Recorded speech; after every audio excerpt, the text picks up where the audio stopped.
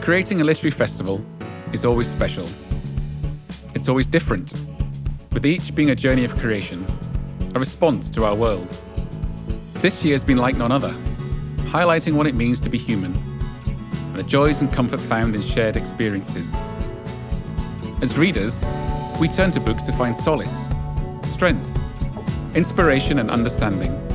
The authors we explore are documenting the stories of our times and helping us gain a better understanding of where the world might go next. The power of reading and the need for connection and community has inspired the 41st edition of the Toronto International Festival of Authors. And I welcome you warmly to share in this festival and our celebration of stories. Buy a book, discover new ideas, and share them with friends. Dive into this year's festival and enjoy hundreds of virtual events. Consider donating to the festival, if you can, to help support our free programme and to help us continue to support writers. Ask big questions and bring people together as we attempt to bring our new world into focus.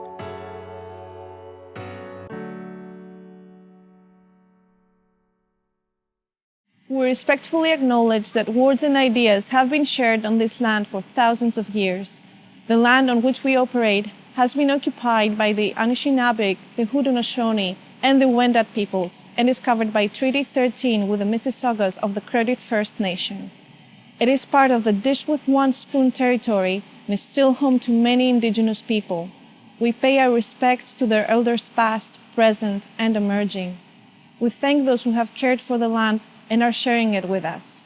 We are grateful to be here, connecting with others in the celebration of stories. Hi, this is Anosh Irani, and I'll be reading a piece called Ezekiel's Scorpion. When I was in the 7th grade in Bombay, I had to study a poem called Night of the Scorpion by Nissim Ezekiel. Its opening lines drew me straight into the poem.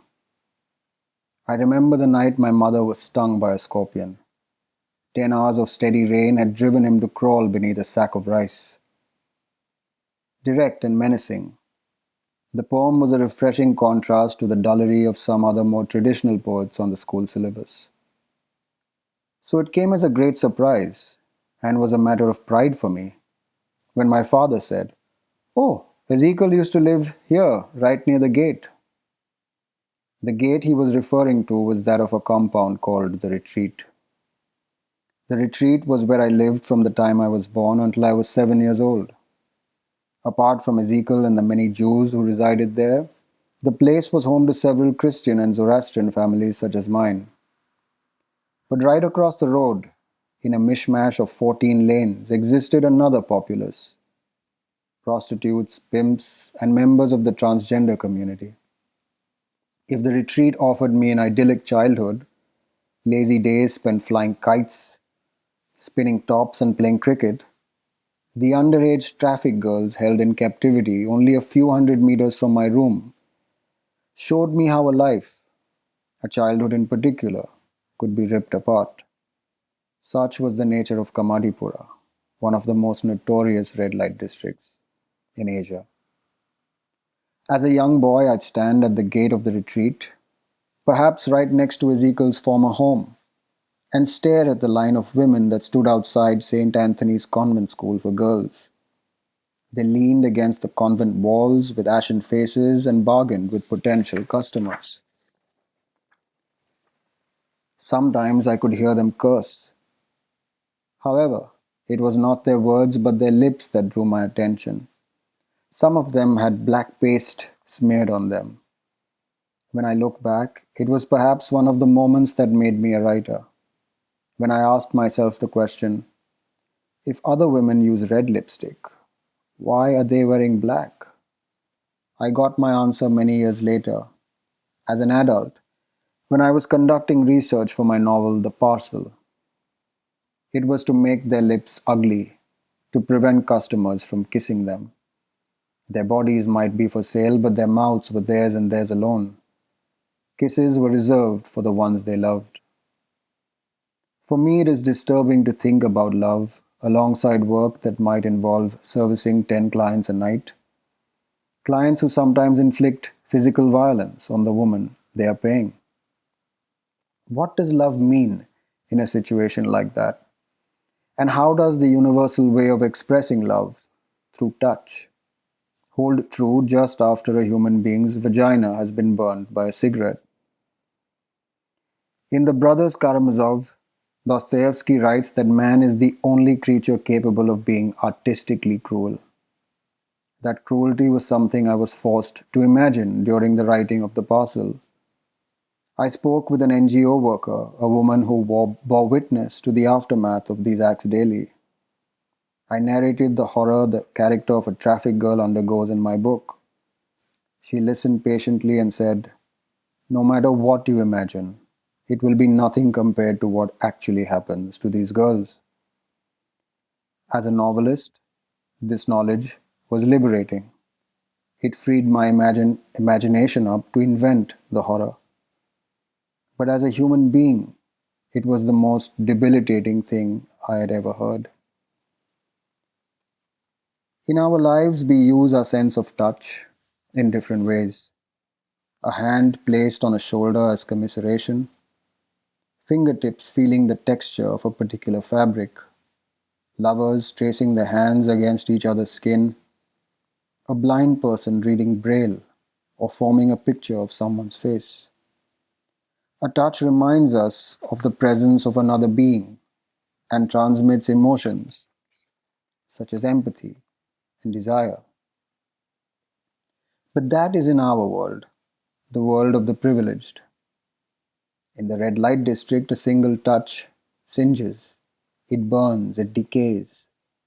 The kind of touch that is the scorpion in Ezekiel's poem.